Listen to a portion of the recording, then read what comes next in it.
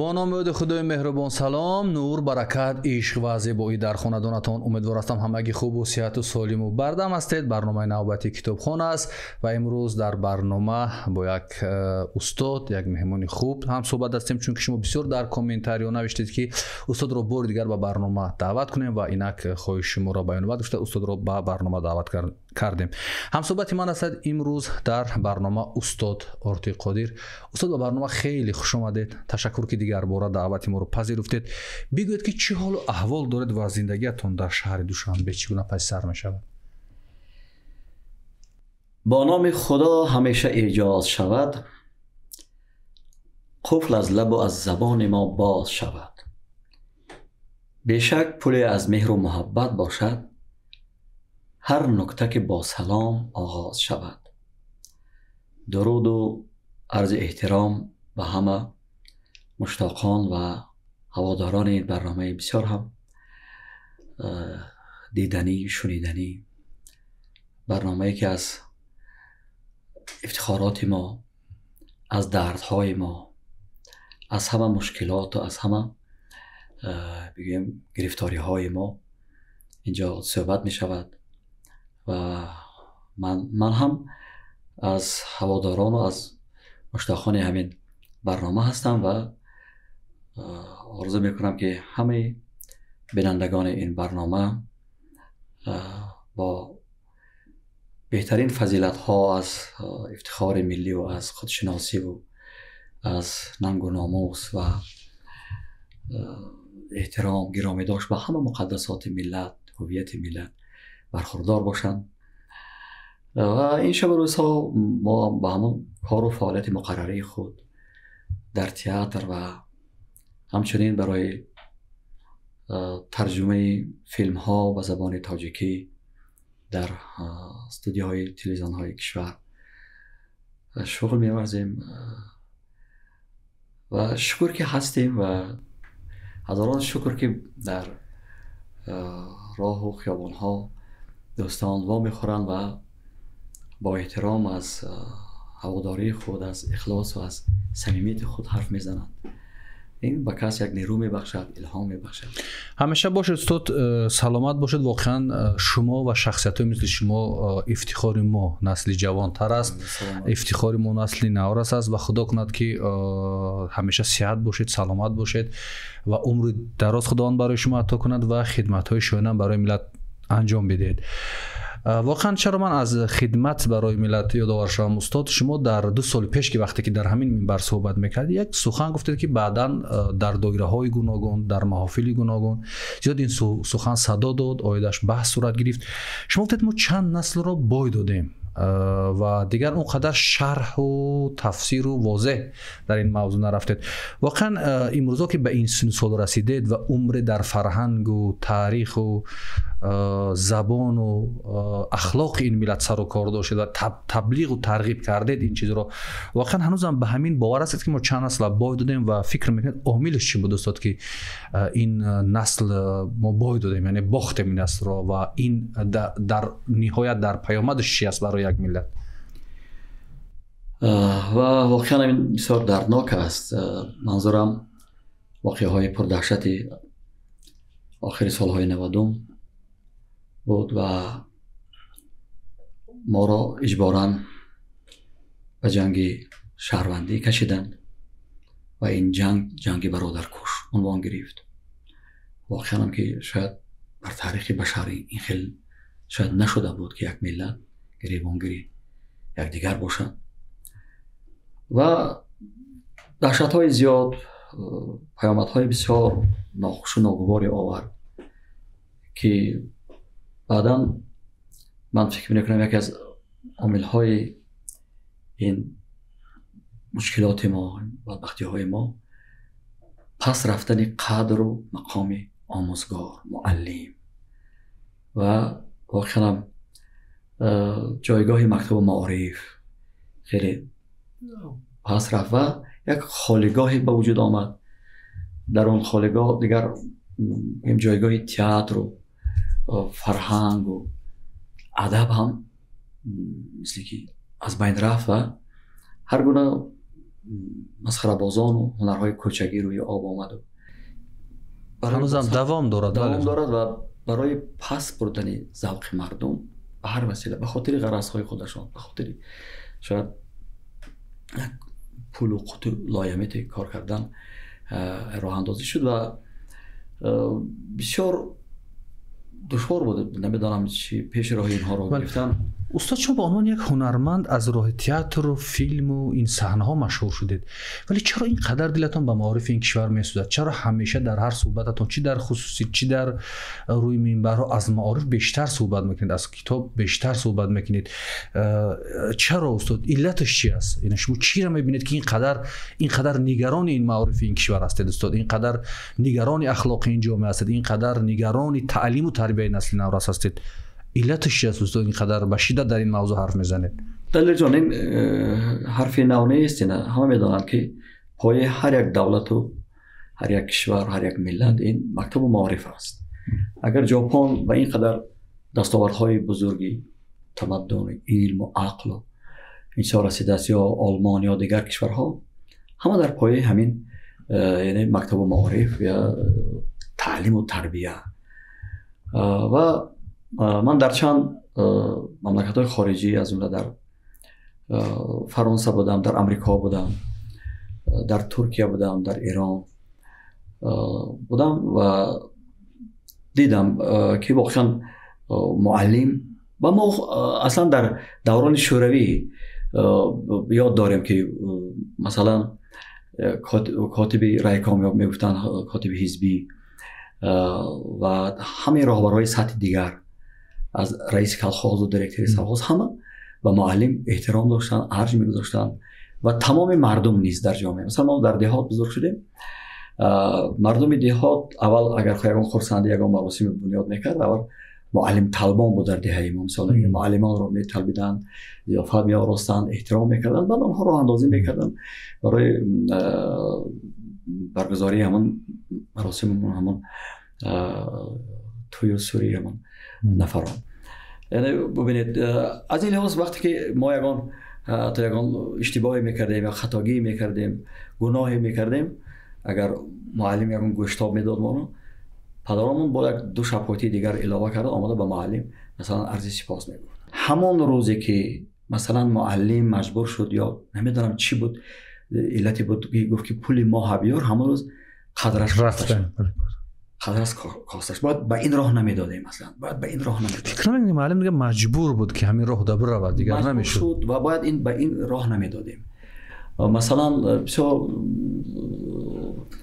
پولهای هنگفت و چقدر چیزای دیگر صرف کردیم مثلا، لیکن بنیادی باید فاند بنیاد معارف باید تاسیس میدادیم که هر یک شهروندی کشور به پیشنهاد من چند بار گفته بودم این بنیاد حتما سهم خود را میده. شما فکر کنید علتش فقط در سرمایه است؟ یعنی سرمایه است که نتونستیم یک نفوذ معلم در جامعه، آبروی معلم یا که آبروی معارف ما حفظ کنیم، یعنی بستگی به سرمایه. این یکی از سبب هاش است.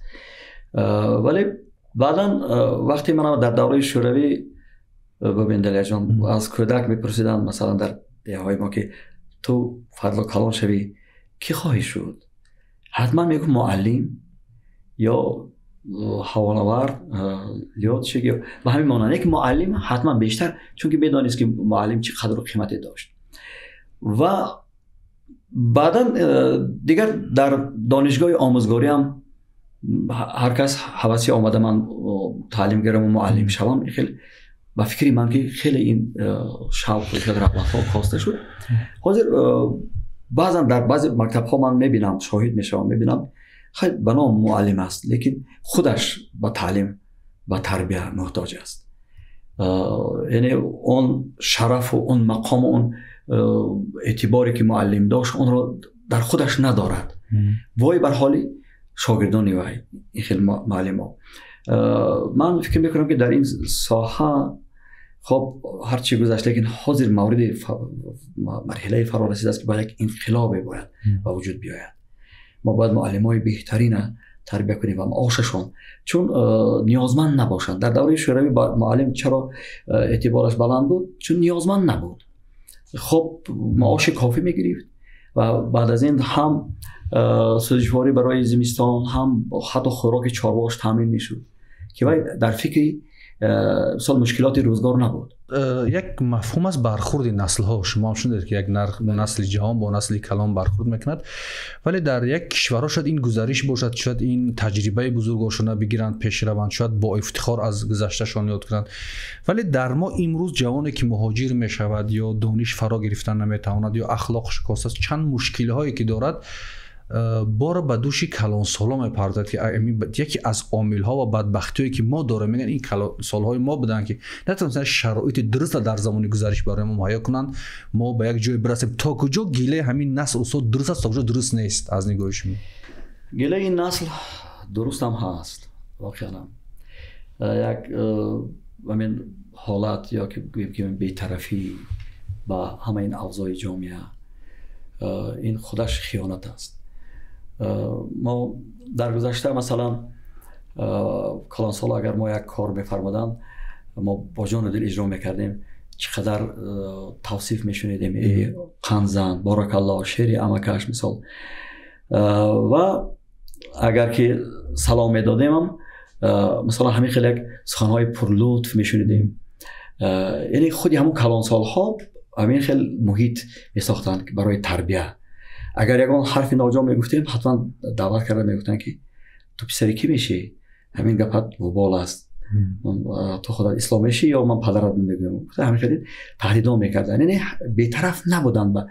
ما امروز خود از ما مشاهد میشیم در میدانچه نزد بیناهامون میبینیم که بچه‌ها با الفاظ قبیح از مادرت تحقیر میکنن، دشنام میدن. مادرها همونجا نشستن، یگان کس یگان فکر میکنید به سر این دوشنبه به سر شهر چی آمد؟ مثلا اگر 5-10 سال پیش این صداها را شما در کنارتر شهر میشنید، امروز در مرکز شهر این حالت رو میبینید. چی آمد به سر همین شهر دوشنبه؟ فکر میکنید چی آمد؟ شما چه یک هنرمند که این کوچه ها 1000 بار قدم زده است، شاید آرمانی بود این شهر برای بسیاری که یک بار بیان ببیننش، ولی امروز ما میریم بده یک آرامش، یک تازگی را بعضی دهویس میکنیم به معنای زبان، به معنای مناسبت، به معنای سلام علیک. فکر میکنید چی شد در همین شهر؟ چی حادثه شد از مشاهده خودتون استاد؟ بله خیر دلیر جان، چی گویم که ناگفتنم بهتر است میگم. زبان نردهان دیگه هوان سر استاد. من بسیار میخوام که امروز شهرمان شکلا اینقدر زیبا شده است، یک زیبا شهر دنیا شده است، عروس شهر شده است. شکلا من میخوام که معنیشم، یعنی باطنشم، وجودشم همین خیلی زیبا باشد. بعضا ظاهرش هم وقتی بسیار نظر میکنیم بیشتر با کلام یک شهرهای خارجی، مثلا نامهای زیادی خارجی است، نامهای زیادی ترکیه است. این چیز نگران، شما مشاهده کردید؟ بله نگران کننده است. من بسیار میخواستم که مثلا در یک وقت پیشنهادم کرده بودم که حتی در نقلیات شهری، مثلا در اتوبوس، در ترالیبوس مثلا شاهبیت های بزرگانمان صدا دهند یا نوشته شوند در هر کجا، در که همین نسل نو چشمش میافتد از اون شاهبیت خواه نخواه یک بار 2 بار 3 بار که میبیند و از یاد میکند. و در مسئله حال هم بسیار ضعیف است، مسئله همین برانگیختن ننگ و ناموس و افتخار ملی که چرا مثلا بیگانه ها دیگرها علاقه منی خود را دارند، بله غروری خودشان دارند. وقتی که جوانان ما ببینید حتی در دیها نه زبان روسیه میداند، بعد میرود به مهاجرت مهنتی فرار میکند، از بسیار عامل ها فرار میکند، مثلا میراد عادی ترین چیزا نمیدونه، خودش دفاع نمیکند، بعد با همون عنوان کنده و تأخیر میشنود، فقط تأخیر میشنود. تو جوان زبان نمیدوند، شاید تعلیم درست نگرفته است، یعنی در بدبختی خودشون گناهگاران است. یعنی خودشون گناهگاران، یعنی کسی برون بده زمینه فراهم نیارد، شرایط فراهم نیارد، یا بزرگسالتر از یک کسی که امور در اختیارش، یک کسی که نمیدونم یک کاری برون باید انجام داده شود آخه. حالا تو شما بخشی درباره بیناها گفتید، بیناهای شهر گفتید و درباره شهر گفتید. خدا رحمت کند استاد مومن قنات میگفتن که بیناهای بیرو اصلا لازم نیست، یا که جاده های بیروح، مهم ساختن انسان هست، مهم ساختن مناسبت هست. زور کسی هست که روح انسان ها گفت میسازد و مناسبت های انسانی را میسازد. بله. که یعنی اصل انسان هم همون روح هست، اندیشه هست. نباشد فرقی وای از عالمی بهوش دیگر هیچی نمیماند. خب در یک دوره های مشکل یک شخصیت های مثل لایق، خدا رحمتشان کند، مثل استاد محمد جان شکوری و شخصیت های دیگر بودن که یک حرف میگفتن، یک موقعی داشتن، یک بسیار جایگاهی داشتن در جمعیت. فکر میکنید شخصیت های مثلا مثل شما که یک نفوذ دارید، مثلا شناخته هستید، چی شد که تاثیر پذیری در جامعه کم شد؟ یعنی عاملش چی شد که دیگه همین شخصیت ها هم یک تاثیر ندارن و یک بی‌طرفی هم اختیار کردن؟ فکر میکنید عامل بی‌طرف شدن افراد چی بود که روز به روز بیشتر مشاهده میشد؟ یعنی وارد شبکه ها نمیشوند، گفتگو نمیکنند، بحث با وجود نمی آید، صحبت نمیکنند، کنار رفتن و مثل که یا تماشابین هستن یا دلسرد. فکر میکنید از همین زندگی خودتون، از شخص خودتون، چرا این عامل هم خیلی شد دوست؟ باز هم من فکر میکنم که ریشه در همان مکتب و معارف دارد، تعلیم و تربیت، چه از کودکستان و دیگر اینکه در گذشته خب فکر میکنم یک رنگین تر، یعنی محفل هایی بودن از شبهای ایجادی بزرگان، قدر شناسی و همه زحمت هایی که ایشان کردن، این خواه نخواه و نسل نورسی ما یک تأثیری میگذاشت. مثلا مرگ یک شخصیت روزی ماتمی تمام کشور، تمام ملت اعلان میشد و خلق احساس میکرد که یک فرزندی بسیار خوب خدمت کرده و نظر کرده و یعنی یک فرزندی عزیزش از دست داده است. ولی ما ببینید چقدر سالهای آخر چقدر شخصیت ها را مثلی همونطوری گفتید استاد مومن قناعت و محمد جان شکوری و استاد لایق و بازار و استاد گلنظر و سید علی مامور، همه خیلی انسان های نیک، بسیار شخصیت های عالمای بسیار زبردست. ولی سماعت مثال میگیریم که در رنگ و ناموس افتخار ملی داشت برای من، حتی با عنوان چشن تاجیک داده بودم قبول میکرد، بسیار خوشش میامد. زمانی هم شد که من بچه های در پیش خانه طولانی صحبت میکنم با گپ های بیهوده آواره هم میکنم، بچه ها خیلی نمیتون خونده کتاب خودتان، از همین عمرتان بیدرک بیهوده گذراندن عمری جوانیه، بعد که سین سال میرفت پشیمان نشدن. بعضیش میگفتن که خیلی معلم اما خواندگی ها چی شدن؟ من فلانی ها خواندن، یعنی که آنها این عامل است استادان نمیله، یعنی با کی؟ با همون کدام یک کسی که یک به مغز است و ماشین های بسیار واهمه دارد، مثال میگم قصرهای بسیار و باشکوه بنیاد کرده است. میگن انا یعنی ببینید دورای ما مثال میگیریم، ما میخواستیم که یک استاد میرزا ترانزاده ببینیم، سایه دستشون نگیریم، یا بخیر زاده یا میرسید میرشنکر یا همین بزرگای یا استاد مومن قناعت لایق. یعنی نسل ما بیشتر اینها موردی همچون پرستیش قرار داده بودن، یعنی که هم قدردانی و احترام.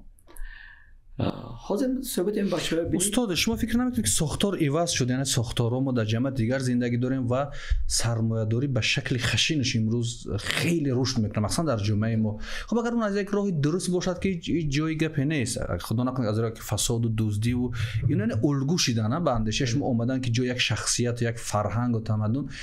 فکر میکنید که این یک مرحله مثل همون سالهایی که پراکندگی بود گفت شما نمیتونه در یک تأثیری بد روی افکار اونها بگذارد که به سمت علم برن، به سمت دانش برن، به سمت کتاب برن؟ هرچند که کوشش ها هست در این راه، از متلاش هم هست، خود سرور کشور هم دایم تاکید میکنن که دیگر یگانه راه نجات ما خواندن است، زبان آموختن است، از تکنولوژی زمانوی برخوردار بودن است. ولی باز هم فکر میکنم که همون یک انقلابی نمیرسه در اندیشه ها. باید ما همون ساختار از بنیادش، از همون کودکستان ها، یعنی که باید تغییر دهیم. امروز ببینید همسایه های ما، اونایی که سابق مردمان کوچی بودن، تاریخ ما از خود میکنن، در سینمایشان فیلم برداری میکنن، یعنی کوشش میکنن که یک از خود بسازن یک چیزی، یک تاریخی بسیار. ولی باز هم من در حیرت هم هستم، باز هم باید در این راه تلاش های خیلی قوی و واقعا هر یک فرد و از همین کوچکترین فرد تا بالا خودش موظف داند، یعنی یک سرباز همین جبهه انقلاب ملی، مقاومت ملی، مقاومت فرهنگی. این نزدیکی چند وقت پیش هم نشد است که ترکیه اعلام کرد که از کلمه آسیای مرکزی دست میکشه و این قسمت ترکستان حساب میکنن برای یک کلمه را عوض کردن و میلیون ها دلار در کتاب مکتبیش و دیگر تعلیم و دستوراش صرف میکنه که یک کلمه را عوض کند و این خبر پهن میشود در جامعه و مثل که چیزی نشده است، مثل کسی توجه نمیکند که اینقدر بی‌طرفی، اینقدر نگران نبودن از چیز، اینقدر بی‌پروایی. خیلی آدمی که میفهمد اوگاز دهشت آدم فرو میگیرد که یعنی چی شده است به یک ملت، به یک ملتی که رودکی داشت، فردوسی داشت، به یک ملتی که در همین زمان گذشته لایق داشت، عینی داشت، اوسمی بر این شخصیت داشت، غفور بر این شخصیت داشت. چی شد که به همین احوال اومد است، به این بیماری بی‌طرفی به شدت گرفتار شده است؟ خب موضوع که سیاسیش باید طرف دیگر، اون طرز اونجا طرف دیگر، ولی در این موضوعهای فرهنگی و تاریخی و ایدئولوژی به قول شما تا این حد ضعیفی یک ملت در منطقه مثل ما احساس نمیشه است. بله. حالا همین یک چند نفری هستن از رسانه ها صدا بلند میکنن، دلسوزانه، وقتی صدای آنها رو هم میشنوی چقدر درد فرا میگیرن تمام هستیت را. ولی این کم است، آخر این کم است. باید بازم میگویم که تمام جامعه باید که راه اندازی شوند و امروز مثلا سینما اینا نادیده گرفتن، قدرت سینما رو نادیده گرفتن این غلط است. باید ما امروز چند سلسله فیلم های از تاریخ و از بزرگی دوران کوروش کبیر باید بسازیم تا نسل امروزی ما این بیشتر تاثیرگذار است. اصلی امروز اصلی سینما است. بله اصلی سینما است. از اینقدر زندگی پرشرف و پر افتخار اسماعیل سامانی فقط ممکن در چند ساعت درسی میگویند خلاص، لیکن این کافی نیست. ما باید از طریق فیلم های بسیار نیرومند قوی، فیلمنامه نویسی بسیار قوی، ما اینها باید آماده کنیم. معلم های باید تیار کنیم، معلم های در خارج کشور تیار کنیم، معلم های واقعی. معلم باید واقعا مثل یک هنرمند باشد، همین خیلی سخنش تاثیرگذار باشد که مثلا من نبیرم در همین روسیه به یک مکتب فرا گرفته شدن و میخواستم که هر روز مکتب روند. در ما از همین کودکای با اجبارن با باغچه میبرند با پاره و دیلشون هم میابند مجبور بعد میبرند مکتب. یعنی همین خیلی باید یعنی تمام متخصصان در همین ساحه، مثلا هم معارف، هم فرهنگ، مثلا فیلمنامه نویسان، کارگردان های قوی در سینما که همین تاریخ پر افتخار ما، مثلا درباره فردوسی چیزی نیست. دو بیت از یکی از معارف پروران همون متاسفانه اسمش از یادم رفت که میگوید که ای ملت علم زده دل خراب ما، آرامی توست مطلب از این اضطراب ما، به ما چرا به راه خطا می روی مرو، آگه شو از قواعد راه صواب ما. و امروز هم این ندای هر یک فرد آگاه، هر یک فرد دلسوز وطن پرور هست که واقعا هم این جامعه را به سوی خودشناسی و ننگ و ناموس ملی هدایت کند. اگر اینجا ترکستان بود، پس چرا این عصرهای عصر هر کی اینجا میزیست با همین زبان فارسی تعلیم میگرفت؟ همین زبان فارسی، همین زبان و همین تمام همین آثاری که با این زبان آفریده شده است، همین آنها را به جای رساند. روز یک تاجیکی افغانستانی هم یک بار ندای شفیقانش شنیدم که با پشت ها میگفت که شما همین زبان فارسی آدم شدید، دیگر چی هم دارید؟ پیام پرزیدنت رئیس جمهوری ایران پخش شد که چرا ما مسلمان ها با هم متحد نیستیم؟ چرا بین سرحد های ما سدی سخت گذاشته شده است؟ چرا مثلا اروپاییان یک اتحاد قوی دارن که در ارتباط هستن همیشه با هم دیگر، یعنی یک پول واحد دارن، چرا ما نمیتوانیم؟ واقعا هم امروز من فکر میکنم همین باز هم دشمنان ما از راه مذهب و دین بیشتر به ما ضربه میزنن. مثلا بابای من هم از اهل تقوا بودن، به اصطلاح ملا بودن. حتی در دوران شوروی 7 سال به قطب شمال درگاه شده بودن، ولی هیچگاه یگان حرفی بعدی که یا که فلانی کفر است گفتن حق نداشتن، نمیگفتن. و هر وقتی که نوروز میشد من یاد دارم که نمازهای نفل میخواندن، دعا میکردن که باران شود، مثال استر حاصل شود. و 1400 سال دین اسلام بود در تمام ممالک مسلمانی. یگان شیخ و یگان پیشوایان مذهب در ضد نوروز چیزی نگفتن، یا همون بودهای بامیان مورد تمسخر و تحقیر قرار ندادن که از این شیخ‌های امروزه هزارها بار برتر بودن و نزدیکتر بودن به حقیقت دین و به شریعت و همون جوهر اسلام. امروز مشاهده میکنیم این یک بدبختی است که بعضا یگان نفر در عرفه نوروز اگر باید نوروز تبریک کنی یک نگاهی پوزیتیو میکند، این بدعت، این بدبختی است. یعنی توانستن همان طوری که گفتیم میلیاردها ممکن زیاد پول دشمنان اسلام صرف شده است تا همین گونه گروه ها روی آب بیایند. مثلا حافظ بزرگوار در عهد خود که وای همه میدانند که وای لسان الغیب بود، وای یعنی یکی از اصطلاح اولیای خداوند بود، میگه زیکوی یار می آید نسیم باد نوروزی، از این باد ارمدت خواهید چراغ دل برافروزی. یعنی امروزی که خداوند این دنیا و آدم خلق کرد سرچشمه نوروز از آنجاست. و امروز ببینید من بسیار میخوام که یک مثلا همین شیعه تندروان اینم زاده همون دشمنان اسلام است و همون صهیونیست‌ها روی آوردن. امروز مثلا باید به خودش سوال کرد که من چه حق دارم که مثلا با گذشته لعنت میخوانم یا با همون یک بزرگ دین از یک پیشوای دین اصحاب رسول صحابه پیامبر من لعنت میخوانم؟ چه حق دارم؟ من کی هستم؟ و امروز یک اهل تسنن گوید که برادر شیعه من، اصل شیعه گوید که برادر سنی من. وقتی که ما گفتیم به هم دیگر برادر یا شافعی یا حنبلی همه برادر، این همین خیلی مرحله فرا رسیده است. وحدت در کار است.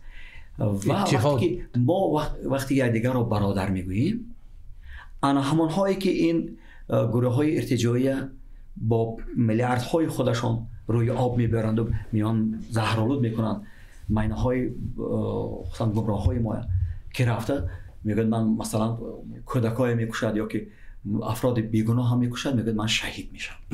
در کدام منطق این راست میگوید؟ این فقط گوساله بودن، گمراه بودن فقط به این راه میبرد. برای من بسیار میخوام که امروز واقعا ملاهای ما با اصطلاح با خودشناسی ملی مسلح باشند. در آخر می‌خواستم با یک سوال دیگر پاسخ بدید و صحبتتون رو خلاصه کنید. یک چند شعر زیبا برای بیننده برنامه که تو خوان بخونید. شما از شبکه اجتماعی استفاده میکنید، گاه سر میزنید. امروز تربیت، نصیحت ба дасти афроде ғалтид, ба дасти гурӯҳе ғалтид, ки ҷавон ҳастанд ё масалан духтар аст ё писар аст, насиҳат мекунад бо ҳар забони каҷикиле меёд мегӯяд зани мо ин хел бошад, шавҳараш 2 кило карточка меёрад, шавҳарша эҳтиром накунад, вай бояд озод бошад, ин бача меёд мегӯяд бояд ин бачамо ин хел бошад. воқеан вақте ҳамин чизоро мебинед чӣ фикр мекунед, чӣ эҳсос мекунед, ки як гурӯҳе аз мардумам хеле аудитория бузург аст аз паси ино мераванд. инам як нав фоҷиа нестуд барои як миллат, ки тарбиятш ба дасти афроде бағалта, ки худшон ниёз ба тарбият доранд. устод ман фикр мекунам худат ба саволи худат посух додед дарежон. воқеан ман бисёр ва мехӯрам бо мардум вақте ба сафарҳои ҳунариям мерем, ба манотиқи кишвар мерем, мегӯям ки он барномаҳое ки қаблан буданд ҳама саршор аз тарбия буданд. мисол ашъори классикон буданд, ширу шакар, куҷо шуданд, чаро он барномаҳо нестанд? Аз ман суол ман масъули ин корҳо нестам, ин аз ман суол накунед. ва ба ҳар сурат мепурсанд, мегӯянд ки он намоишҳои воқеан телевизионӣ ё ки спектаклҳои телевизионӣ ки мо моҳҳо кор мекардем, ҳама он чӣ қадар ҷанбаҳои қавии тарбиявӣ доштанд, таъсир доштанд. устод дар охири барнома ман мехостам андешаҳои шуморо оид ба ин ки ин барнома 3 сола мешавад, шояд шумо ягон пешниҳоде доред барои мо, агар ягон фикре доред, ягон андешае доред, бигӯед, сипас суҳбатро ба поён бирасонем. Далерҷон, ин барномаи китобхона барномаи далер мегӯянд ё барномаи далерон. инҷо бояд минбари далерон бошад, минбари озодандешону минбари фидоиёну сарсупурдагони ин меҳану ин миллат бошад. ҳар ҳарфе ки мисол дар дигар минбар ҷои дигар гуфта наметавонанд, дарди дили худашона аз ин минбар бигӯянд. ва ман ин 3-мин солгарди таъсисёбии ин тифли ормонҳо, ин тифли дардҳову ифтихороту шарафу нангу номуси миллатро табрик мегӯям ва бисёр мехоҳам ки ҳамаҷониба ин тифл камол ёбад, яъне садди роҳи камолоти ин чизе нашаванд. ташаккур. ва оянда ман фикр мекунам ки маҳсулу он натиҷаҳои бисёр дилхоҳу пурифтихоре аз ин суҳбатҳои китобхон барои насли имрӯзу фардои мо ҳатман хоҳад расид ва ин чизро бояд қадр кард. ман албатта худамам ба як таълиму ба як насиҳату ба як тарбия муҳтоҷ ҳастам ва барои насли имрӯз фардо мегӯям ки боз ҳам мегӯям ки ягона роҳи наҷоти мо хондан аст, ягона роҳи наҷоти мо огоҳ будан аст, яъне маърифати баланди сиёсӣ доштан аст ки дар ҳама ин тавре ки устод лоя гуфтанд ки халқи тоҷик дар осиёи миёна як дар ин хирман як донаест ягона. ман худи байт ба таври комил ёдам намонд, вале ба ин маънӣ мехоҳам хулоса кунам бо ин байтҳои Озар Салим, ин шоири бисёр хушзавқу хушқалами мо ки мегӯяд: бихон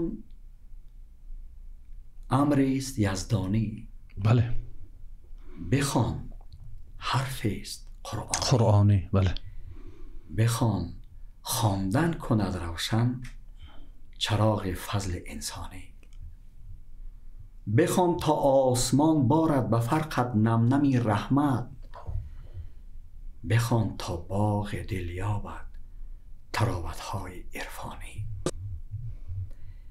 бихон то ҳамнишин гардӣ ба аттору ба мавлоно, бихон то ошно гардӣ ба фирдавсиву хоқонӣ, бихон то ки сарангушти нигоҳат парда андозад зи рози кӯраи хокиву ҳам аҷроми кайҳонӣ, تو را از لخته خون خدایت آفرید، اما در این یک لخته خون بنهاد نیروی جهانبانی. بخوان تا قدرت آدم بیابی در چی پنهان است، چی بوده جام جمشیدی و هم تختی سلیمانی. بله. بخوان تا دان این حکمت که آب زندگی علم است، سکندر لیک در ظلمت ورا جست زنادانی. بخوان کاموزگاران را بدانید چون بسبزانند، بخوان کاموزگاران را بدانید چون بسبزانند، جهان تسخیر مردان ز طفلان دبستانی. سزد که هیکل بهر معلم ما برافرازیم و اهل دل کند هر دم با پای آن گلفشانی. با این بیت آخر رسیدیم و همون حرف اولی که شروع کرده. سپاس که بار دوم یعنی دعوت ما رو پذیرفتید و با اون سیرکاری و سیرتلاشی نگاه نکرده قدم رنج کردید بر این برنامه. واقعا خوشحال هستیم و از تمام همون مهمانایی که در این برنامه اشتراک کردن، چون ما نه یک مؤسسه ایم، نه یک روزنامه ایم، نه یک مؤسسه دولتی ایم، نه یک مؤسسه خصوصی ایم، یک صحیفه هستیم و قدر کردن این استادان، این بزرگان کتاب رو، دانش رو و این برنامه رو واقعا افتخار ما است و شما استاد افتخار ما هستین. خدا کند که با اون گفته های شما، با اون نظر نیک شما، با اون لطف شما در حق ما و این برنامه گفته سزاوار بشیم و تلاش کنیم و خدا کند که این نهالی کشته ما سرما نخورد و از بین نرود و خدا کند که به همون آرزو و آرمان همیشگی که ما آرزو داریم که روز فرا برسد مردم شریف تاجیکستان مردم سرمطالعه ترین جهان شوند، بخوانیم تا سرفراز باشیم، بیاموزیم تا وارسته باشیم که شعار همیشگی ما است. اینجا برنامه کتابخوان را با پایان میرسانیم. بار دیگر استاد تشکر، سلامت باشید. این برنامه کتابخوان بود. تا برنامه آینده در حفظ و پناه خدا باشید. خدا یار و آورتون.